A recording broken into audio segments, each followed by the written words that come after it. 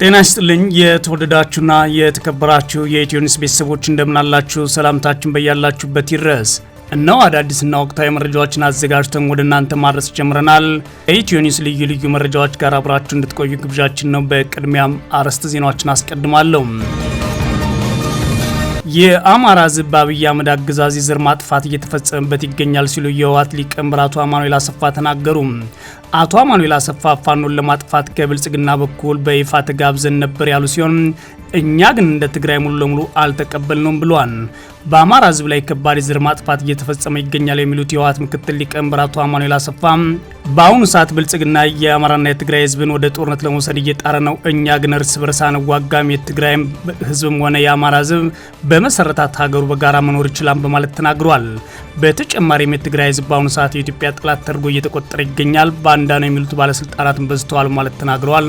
በዝርዝር የምናየው ቀዳሚ ጉዳይ ነው። የወልቃይት ጠገዴ ሰቲት ሁመራ የብልጽግና ጊዜያዊ አስተዳዳሪ አቶ አሸተ ደምለው በፌዴሬሽን ምክር ቤትና በምርጫ ቦርድ እንድንመርጥ ቢወሰንልንም ፈተና ገጥሞናል አሉ። የአስተዳደርና ጸጥታ ዘርፍ ኃላፊው ኮሎኔል ደመቀ ዘውዱ በበኩላቸው የወልቃይት ጉዳይ የትግራይ ኃይሎችን ገና ብዙ ዋጋ ያስከፍላቸዋል ሲሉ ዝተዋል። በአማራና ትግራይ የፖለቲካ ኃይሎች ዘንድ መነጋገሪያ የሆነው የምርጫ ቦርድ ውሳኔ በፍርድ ቤት ታግዶ እንዲቆይ ቢወሰንም ብልጽግና ግን በሁመራ ምልክቱ ሲያስተዋውቅ ታይቷል። በዝርዝር የምትሰሙት ሌላኛው ጉዳይ ነው። የአሜሪካና የኢራን ድርድር ወሳኝ ለውጥ ማሳየቱን አደራዳሪዎች ተናግረዋል። የአሜሪካና የኢራን ባለስልጣናት በጄኔቫ ባካሄዱት ድርድር ከፍተኛ ለውጥ መታየታቸውን የኦማን የውጭ ጉዳይ ሚኒስትር ተናግረዋል። አደራዳሪው ጦርነትን የሚያስቀር ስምምነት የመድረሱ እድል ግን አሁንም ግልጽ አይደለም ብለዋል። የተወደዳችሁና የተከበራችሁ የኢትዮኒውስ ቤተሰቦች አብራችሁ ውስጥ ቆዩ። እነዚህና ሌሎች ትሰማላችሁ። መልካም ቆይታ ያውላችሁ። የአማራ ሕዝብ በአብይ አህመድ አገዛዝ የዘር ማጥፋት እየተፈጸመበት ይገኛል ሲሉ የህወሓት ምክትል ሊቀመንበር አቶ አማኑኤል አሰፋ ተናገሩ። አቶ አማኑኤል አሰፋ ፋኖን ለማጥፋት ከብልጽግና በኩል በይፋ ተጋብዘን ነበር ያሉ ሲሆን በአማራ ሕዝብ ላይ ከባድ የዘር ማጥፋት እየተፈጸመ ይገኛል ያሉት አቶ አማኑኤል አሰፋ በአሁኑ ሰዓት የአማራና የትግራይ ሕዝብ ወደ ጦርነት ለመውሰድ ፈልገዋል ብለዋል።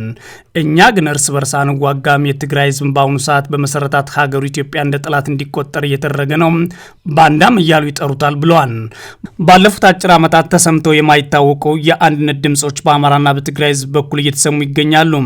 ሊቃኑም በአንድም ይሁን በሌላ መልኩ የአማራና የትግራይ ኃይሎች ግንኙነት እንዲታደስ እንዲሁም የሁለቱ ሕዝቦች የህልውና ትግል የሚያደርጉ ብሎም የጋራ ጥምረት እንዲፈጥሩ በግልጽ በመጠየቅ ከጀመሩ ሰነባብተዋል። አሁን ደግሞ ፖለቲከኞችና መሪዎች እነዚህን ሀሳቦች በአደባባይ መናገር ጀምረዋል። የአፋብን ወታደራዊ አዛዥ ብርጋዴር ጄኔራል ተፈራ ማሞ ከዚህ በኋላ ወደ ትግራይ የሚደረግ ውጊያ ካለ አገዛዙ ጦር ላይ ከኋላ ነው የምንከመርበት ማለታቸው አነጋጋሪ ሆኖ ነበር። አሁን ደግሞ የህወሓት ምክትል ሊቀመንበርና ጊዜያዊ አስተዳደር ምክትል ፕሬዝዳንት አቶ አማኑኤል አሰፋ የካቲት 19 2018 ዓ.ም ለክልሉ ሚዲያ በሰጡት መግለጫ ብልጽግና የሚከተለው የትግራይና የአማራን ህዝብ በየተራ የማጥፋት ፕሮጀክትን አንቀበልም ብለዋል። አቶ አማኑኤል አሰፋ የብልጽግና አገዛዝ በዋናነት በሰሜን ኢትዮጵያ ለመክፈት እየተዘጋጀ ያለውን ጦርነት አለ ብለው የጠቀሱ ሲሆን ነገር ግን ትብብር እናደርጋለን፣ ትብብሩም አሁን ላይ አስፈላጊ ነው የሚል መደምደሚያቸውን አቅርበዋል። አቶ አማኑኤል አሰፋ የትግራይና የአማራ ህዝብ ታሪኩ እንደሚያሳየው የትብብር ብቻ ነው ብለዋል። ታሪክ እንደሚያሳየው በትብብር ትልቁን የአፍሪካ ሰራዊት የገነባው ህዝብ የአማራ የትግራይና የኤርትራ ህዝብ ነው።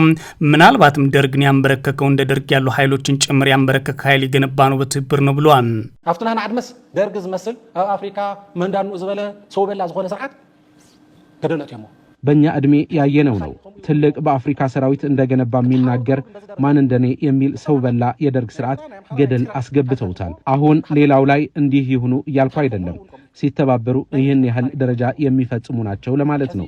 በዚሁ የኛ ዕድሜ የትግራይ የኤርትራና የአማራ ኃይሎች በጋራ ዘምተዋል። ታሪካቸው ሙሉ የሚያሳየው ይህ ነው። እርስ በርስ የመጠፋፋት ታሪክ የላቸውም። አቶ አማኑኤል አሰፋ በትግራይ የዘር ማጥፋት ተፈጽሟል ማለት የጠቀሱ ሲሆን ይህ የዘር ማጥፋት ፕሮጀክት አሁን ላይ ወደ ሌሎች ህዝቦች ተዛውሮ የዘር ማጥፋት ሂደቱ ቀጥሎ ይገኛል ብለዋል። የዘር ማጥፋቱ በአማራ ህዝብ ላይ እንደቀጠለ ማስቀምጠዋል። ምክትል ፕሬዝዳንቱ ጨምሮም የአማራና የትግራይ ህዝብ የገባቸው ነገር አለ ማለት ይጠቅሳሉ። በአሁኑ ሰዓት የአማራና የትግራይ ህዝብ የገባቸው ነገር አለ ብለው የጠቀሱት የፌዴራሉ አገዛዝ ሁለቱን ህዝቦች በየተራ ለማጥፋት እየሰራ መሆኑን በመጥቀስ ነው።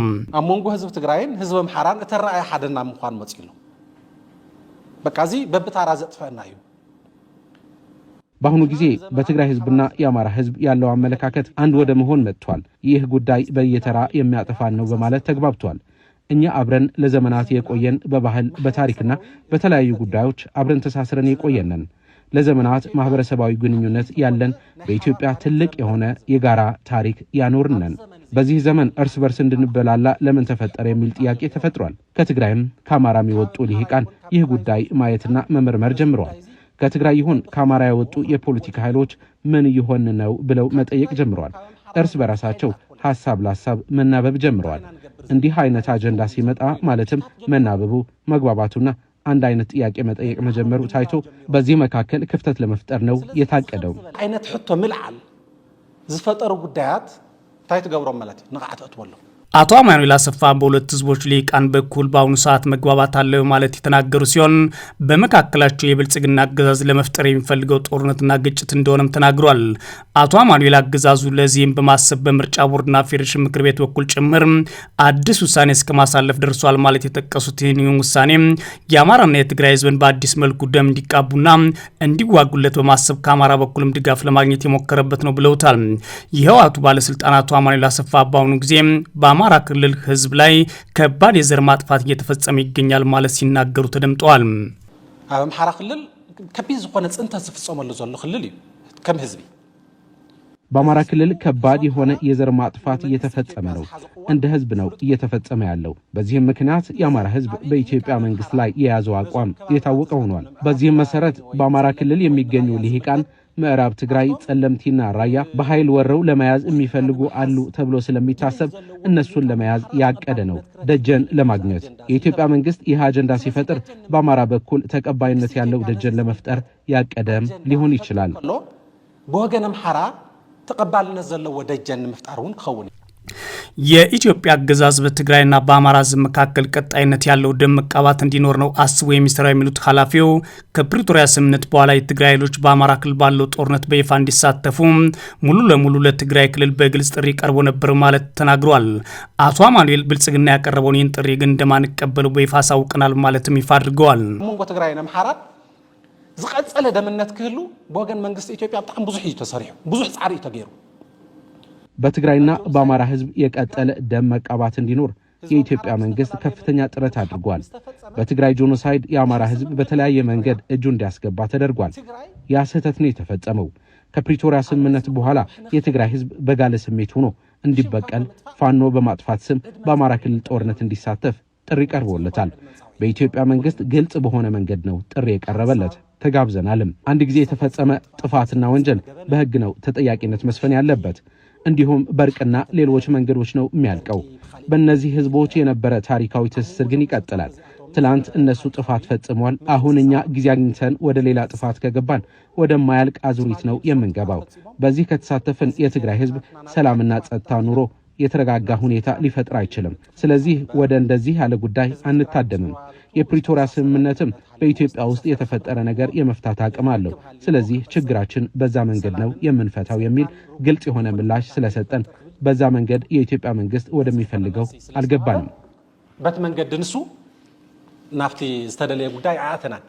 ፋኖን ለማጥፋት ከፌደራሉ ግልጽ ጥሪ ቀረበልን፣ አልተቀበልነውም። ለተፈጸመብን ጄኖሳይድም የአማራ ህዝብ ላይ በንዴት እንድንበቀል ነበር ዓላማው።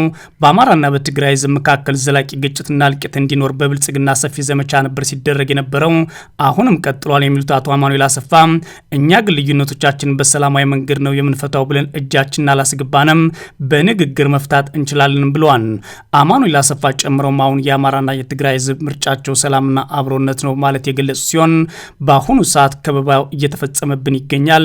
ጦርነት ለመጀመር መከላከያ ሰራዊት የተባለው ኃይል ፊሽካ መንፋት ብቻ ነው የቀረው ብለዋል። የብልጽግና አገዛዝ ድጋሚ ይህን ጦርነት ማስጀመር ኢትዮጵያን ለማፈርስ እንዳሰበ የሚጠቅሱት አቶ አማኑኤል አሰፋ የትግራይ ህዝብ በመሰረታት ሀገሩ እንደ ጠላት እየተቆጠረ ነው፣ እንደ ባዳ እየተቆጠረ ይገኛል። ማንም ተነስቶ በጠዋት ባንዳ ህዝብ ነው ማለት ጭምር ይፈርጇል በማለት ሲናገሩ ተደምጠዋል። ትግራይ ጸላ ኢትዮጵያ ኮይኑሎ ኣብዚ መስረቱ ዓዲ ብዙ ታሪክ አንሰርحሉ ዓዲ መስዋዕትነት ኣብዚ ከፈለሉ ዓዲ የትግራይ ህዝብ የኢትዮጵያ ጠላት እንዲሆን ተደርጓል። በመሰረታትና ብዙ ታሪክ በሰራባት ሀገር መስዋዕትነት በከፈለባት ሀገር የትግራይ ህዝብ ባዕድ ነህ ተብሏል። በግልጽ የኢትዮጵያ መንግስት መሪዎች የትግራይ ህዝብ ባዕድ ነው እያሉ ይናገራሉ። የትግራይ ህዝብ ባዕድና ባንዳ ይሉታል። ባዕድ ይብልዎ ባንዳ ይብልዎ ህዝብ ትግራይ። አቶ አማኑኤል አሰፋ በአሁኑ ሰዓት በአማራና በትግራይ ህዝቦች እንዲሁም በኤርትራ ህዝቦች መካከል ያለውን ግልጽ የመናበብ መንፈስና ትብብር አጠናክረን እንቀጥላለን ያሉ ሲሆን በአሁኑ ሰዓት በህዝቦች መካከል የሚፈጠር ምንም ጦርነት የለም፣ በጋራ ሁነን የተሻለ ስርዓት መገንባት ይቻላል ብለን እናምናለን። ችግሮችን በሙሉ በንግግርና በውይይት ይፈታሉ። ህግና ስርዓት ሲሰፍንም ደግሞ ለተፈጸሙ ስህተቶች ሙሉ ተጠያቂነት ይፈጸማል በማለት ሲናገሩ ነው የተሰሙትም። የወልቃይት ጠገዴ ሰቲት ሁመራ የብልጽግና ጊዜያዊ አስተዳዳሪ አቶ አሸተ ደምለው በፌዴሬሽን ምክር ቤትና በምርጫ ቦርድ እንድንመርጥ ቢወሰንልንም ፈተና ገጥሞናል አሉ። የአስተዳደርና ጸጥታ ዘርፍ ኃላፊው ኮሎኔል ደመቀ ዘውዱ በበኩላቸው የወልቃይት ጉዳይ የትግራይ ኃይሎችን ገና ብዙ ዋጋ ያስከፍላቸዋል ሲሉ ተናግረዋል። በአማራና ትግራይ የፖለቲካ ኃይሎች ዘንድ መነጋገሪያ የሆነው የምርጫ ቦርድ ውሳኔ በፍርድ ቤት ታግዶ እንዲቆይ መወሰኑ ቢሰማም ብልጽግና ፓርቲ ግን በሁመራ ምልክቱ ሲያስተዋውቅ ታይቷል። የካቲት 16 2018 ዓ.ም የአገዛዙ ምርጫ ቦርድ ከፌዴሬሽን ምክር ቤት በተጻፈለት ደብዳቤ መሰረት በፕሪቶሪያ ስምምነት አከራካሪ የተባሉና የማንነት ወሰን ጥያቄ የሚነሳባቸውን አካባቢዎች ከትግራይ ክልል ውጭ ሆነው በቀጥታ ለሕዝብ ተወካዮች ምክር ቤት እጩዎች እንዲመረጡ በሚል ውሳኔ ካስተላለፈበት ጊዜ ጀምሮ ጉዳይ አነጋጋሪ ሆኖ ቀጥሏል። የትግራይ የፖለቲካ ኃይሎች የአገዛዙ ምርጫ ቦርድ ያሳለፈውን ውሳኔ በጽኑ ከመቃወም አልፈው ጉዳዩን ወደ ፍርድ ቤት መውሰዳቸው የታወቀ ሲሆን የአማራ ብልጽግናና የማንነት ኮሚቴዎች ወኩላቸው ለምርጫ ቦርድ ውሳኔ ድጋፋቸውን ገልጸዋል። ውሳኔውን ተከትሎ የብልጽግና ፓርቲ ምልክትን ለማስተዋወቅ በሚል በወልቃይት ጠገዴ ሰቲት ሁመራ የብልጽግና ጊዜያዊ አስተዳደር በሁመራ ከተማ በተደረገ የፓርቲ ስብሰባ ላይ አቶ አሸተ ደምለው በፌዴሬሽን ምክር ቤትና በምርጫ ቦርድ እንድንመርጥ ቢወሰንልን ፈተና ገጥሞናል ሲሉ ተደምጠዋል። የብልጽግና ፓርቲ ማዕከላዊ ኮሚቴ አባሉና የጊዜያዊ አስተዳደሩ አስተዳዳሪ አቶ አሸተ ደምለው ከላይ እንድንመርጥ ቢወሰን ፈተና ገጥሞናል። የትግራይ ኤሊቶችና ድርጅቶች የህገ መንግስታዊ በሆነ መንገድ እየተንቀሳቀሱ ነው። ምርጫ ባለብዙ ድልና ባለብዙ ፍልሚያ ነው። ሆኖም ይህም ፍልሚያ እንሻገረዋለን ሲሉ አስታውቀዋል። የትግራይ ኤሊቶችና ድርጅቶች ይህ ህገ መንግስታዊ በሆነ መንገድ እየተንቀሳቀሱ ይገኛሉ። የወልቃይት ጠገዴ አማራ ማንነትና ወሰን አስመላሽ ኮሚቴ ጥያቄው ህገ መንግስታዊ፣ ህጋዊ፣ ሰላማዊ በመሆኑ መንግስት ይህን አገናዝቦ ምላሽ ሰጥቶናል። እጅግ በጣም እናመሰግናለን። ይህ ምርጫ ባለብዙ ድልና ባለብዙ ፊልሚያ ነው። ፊልሚያውን እንሻገረዋል። በስብሰባው ላይ የብልጽግና ፓርቲ ምርጫ ቅስቀሳ ሲያደርጉ የታዩት የወልቃይት ጠገዴ አማራ ማንነትና ወሰን አስመላሽ ኮሚቴ ሰብሳቢና የጊዜያዊ አስተዳደሩ የጸጥታ ዘርፍ ኃላፊ ኮሎኔል ደመቀ ዘውዱ በበኩላቸው የወልቃይት ጉዳይ የትግራይ ኃይሎችን ገና ብዙ ዋጋ የሚያስከፍላቸው ነው ሲሉ ተናግረዋል። ብልጽግና ፓርቲ ሳይሆን ብዙ ታግለን ብዙ ደክመን የፈጠርነው ድርጅት ነው ሲሉም ነው ኮሎኔል ደመቀ ዘውዱ የተደመጡትም። ከትግራይ ገና የምንጠብቀዋለን፣ ገና ካሳ እንጠይቃለን የሚሉት የብልጽግናው ሰው ኮሎኔል ደመቀ ዘውዱ እኛ ወልቃይት ጠገዴዎች ለህግ ተገዥ በመሆናችን 10 ዓመታት ተንበርክከናል ሲሉም ተናግረዋል። ይሄ ብልጽግና እንደ ተራ ፓርቲ ሳይሆን እኛ ደክመን ታግለን የፈጠርነው ያመጣነው ድርጅት ነው እንጂ ተራ ድርጅት ነው ብለን እኛ አናስብም ማለት ነው። ቀደም ሲል ህወሓት ከሻዕቢያ ጋር ጽምዶ ፈጥሮ ሀገር ሲያፈርስ ነበረ ሲሉ የተናገሩት ኮሎኔል ደመቀ ዘውዱ አሁንም የትግራይ ጊዜያዊ አስተዳደር ለጦርነት እየተዘጋጀ ነው ሲሉ ከሰዋል። ደመቀ ዘውዱ የትግራይ ጊዜያዊ አስተዳደር በጀነራል ታደሰ ወረደ መመሪያ በአንድ ወረዳ እስከ 2000 ተዋጊዎችን ለማግኘት እያሰባሰበ ነው፣ የያዙት መንገድም ህገ መንግስታዊ አይደለም፣ የወልቃይት ጉዳይ ገና ነው፣ ገና ዋጋ ያስከፍልናል ሲሉ ነው የተደመጡትም። አሁን ከአንድ ወረዳ 2000 ተማሪዎች መንግስት ሰራተኞች ለጦርነት ማሰለፍ አለባችሁ ብሎ ታደሰ ወረደ መመሪያ ሰጥቷል። እንግዲህ ይሰለፋሉ አይሰለፉም እንግዲህ የትግራይ ወጣቶች ነው የሚወስኑት። አሁን አይታችኋል። የትግራይ ሰዎች ከቤተ መንግስት ከፌደራል ማውሮ ተባባሪዎች ነን የሚለጥሩ በትላንትና በጣም ተጋለጡላቸው። ሆድ ያባው ብቅል ያወጣዋል ይላል አቆ ለሰዎች የወልቃይት ጉዳይ ገና ነው፣ ዋጋ ያስከፍላቸዋል፣ ገና ያናግራቸዋል። የአሜሪካና ኢራን ድርድር ወሳኝ ለውጥ ማሳየቱን አደራዳሪዎች ተናገሩ። የአሜሪካና የኢራን ባለስልጣናት በጄኔቫ ባካሄዱት ድርድር ከፍተኛ ለውጥ መታየቱን የኦማን የውጭ ጉዳይ ሚኒስትር ተናግሯል። አደራዳሪው ጦርነትን የሚያስቀር ስምምነት የመድረስ እድል ግን አሁንም ግልጽ አይደለም ብለዋል። ሁለቱ ወገኖች ባደረጉት ቀጥተኛ ያልሆነ ውይይት አደራዳሪ የነበሩት የኦማን ውጭ ጉዳይ ሚኒስትር ባደር አልቡሳዲ አሜሪካና ኢራን ተደራዳሪዎች ከመሪዎቻቸው ጋር ከተመካከሩ በኋላ ንግግሩ በቅርቡ ለመቀጠል መወሰናቸውና በሚቀጥለው ሳምንት በቪየና የቴክኒክ ጉዳዮች ላይ ውይይት እንደሚካሄድ ተናግሯል። የኢራን ውጭ ጉዳይ ሚኒስትር አባስ አራንጊቼ ጥሩ እድገት መታየቱን ተናግረው በአንዳንድ ጉዳዮች ላይ ስምምነት ቢኖርም በሌሎች ጉዳዮች ላይ ግን አሁንም ልዩነቶች መኖራቸውን ተናግረዋል። የሚቀጥለው ድርድር ከአንድ ሳምንት ባነሰ ጊዜ ውስጥ እንደሚካሄድም ተናግረዋል። በሁለቱ ሀገራት መካከል ተጨማሪ ውይይቶች መካሄዳቸውን ፕሬዚዳንት ዶናልድ ትራምፕ ጥቃት ለመፈጸም ያሰሙትን ማስጠንቀቂያ ተግባራዊ የማድረግ እድል ሊቀንስ ይችላል ተብሏል። ትራምፕ እንደ አውሮፓውያን አቆጣጠር በ2003 አሜሪካ ኢራቅ ከወረረች ወዲህ በመካከለኛው ምስራቅ ትልቁን ወታደራዊ ኃይል እንዲሰማራ አዘዋል። ኢራን በበኩሏ ጥቃት የሚፈጸምባት ከሆነ ምላሽ እንደምትሰጥ በግልጽ አስጠንቅቃለች። አሜሪካና እስራኤል ለብዙ አስርተ ዓመታት ኢራን በድብቅ የኒውክሌር ጦር መሳሪያ ለማምረት እየሞከረች ነው ሲሉ ይከሷታል። ኢራን ምንም እንኳን ሀገሪቱ ጦር መሳሪያ ለማምረት ብቁ የሆነ ዩራኒየም ብታበለጽግም በተደጋጋሚ ይህን አስተባብላ የኒውክሌር ፕሮግራሟ ለሰላማዊ ዓላማ ብቻ የሚውል እንደሆነ ትገልጻለች። የኢራን የመንግስት ሚዲያ እንደዘገበው ተደራዳሪዎቹ ኢራን ሰላማዊ የኒውክሌር ኃይል የመገንባት መብት እንዳላት አጥብቀው መግለጽ አሜሪካ ዩራኒየም ሙሉ በሙሉ እንዳታበለጽግ ያቀረበችው ጥያቄ ውድቅ አድርገውታል ይላሉ። ከዚህ ባሻገር 400 ኪሎ ግራም የበለጸገ የዩራኒየም ክምችት ከሀገሪቱ እንዲወጣ አሜሪካ ያቀረበችው ጥያቄ ውድቅ ማድረጋቸውን መገናኛ ብዙሃን ዘግቧል። ነገር ግን የሀገሪቱ ባለስልጣናት ምንም እንኳን ሀሳቦቹን ይፋ ባይሆኑም የመግባቢያ ሀሳብ ለአሜሪካ አቅርበዋል ተብሎ ይታመናል ይላሉ። ከተዘገቡት አማራጮች አንዱ ኢራን ከ3 እስከ 5 ዓመታት የሚቆይ እገዳ ከተጣለባት በኋላ ዩራኒየም በዝቅተኛ ደረጃ እንድታበለጽግ መፍቀድ ሲሆን ይህም በዓለም አቀፍ የኒውክሌር ተቆጣጣሪ ክትትል ስር የሚሆን ነው። አራንጊቼ ለኢራን ቴሌቪዥን እንደተናገሩት ድርድሩ የኢራን ኢኮኖሚ ያዳከመውን ማዕቀብ እንዲነሳላቸው ጠይቀዋል። ያገዛዙ ተቃዋሚዎች ማንኛውም እፎይታ ለኢራን አብዮታዊ መሪ ስልጣን የሚያራዝም ነው ማለት ይኮንናሉ ሲል ቢቢሲ ነው የዘገበው። የተወደዳችሁና የተከበራችሁ የኢትዮ ኒውስ ቤተሰቦች መረጃዎቻችን እነዚህ ነበሩ። መልካም ጊዜ እመኛለሁ።